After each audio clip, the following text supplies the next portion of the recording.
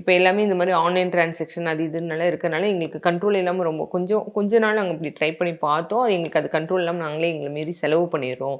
So இதை எடுத்து வச்சுட்டு இப்படி தான் அப்படின்னு செலவு பண்ணும்போது எங்களுக்கு ஒரு கண்ட்ரோல் இருக்கிற மாதிரி இருக்குது. நம்ம சரி ஓகே அது ஒவ்வொருத்தருக்கும் ஒவ்வொரு ஸ்டைல் இருக்கும் அப்படிங்கிற மாதிரி நம்ம அதில் ரொம்ப கேட்க முடியாதுன்னு சொல்லிட்டு நாங்கள் சரி இப்போ யார் இது திருட்டு போகுதுங்கிறத கண்டுபிடிக்கணும். ஸோ அதுதான் கேஸ். நாங்கள் எங்களுக்கு வந்து நீங்கள் இந்த கேஸ் கொடுக்கறது உங்கள் ஹஸ்பண்ட் கிட்ட கூட சொல்ல வேண்டாம். உங்களை பொறுத்த வரைக்கும் ஹஸ்பண்ட் வந்து கரெக்டாக கொடுத்துருவாரு, பார்ப்பாரு, பிடிப்பாரு. இதுதான். ஸோ எங்களை பொறுத்த வரைக்கும் நீங்கள் தான் கிளைண்ட்டு.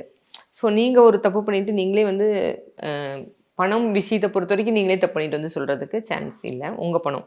அதனால் நீங்கள் ஏன்னா இவங்களோட கண்ட்ரோல் தானே எல்லாமே. இப்போ ஒரு அமௌண்ட் கூட வந்து இவங்களோட ஹஸ்பண்ட் கூட வந்து இவங்க கிட்ட தான் பணம் கொடுக்குறாங்க அப்படிங்கும்போது பணம் கேட்டாலுமே உங்க தரது வந்து இது பண்ணி தான் கொடுப்பேன். ரெஸ்ட்ரிக்ஷன் பண்ணி தான் கொடுப்பேங்கிறாங்க. ஒய்ஃப் தான் இப்போ வந்து உங்ககிட்ட சொல்கிறாங்க. ஆமாம் சொல்கிறாங்க.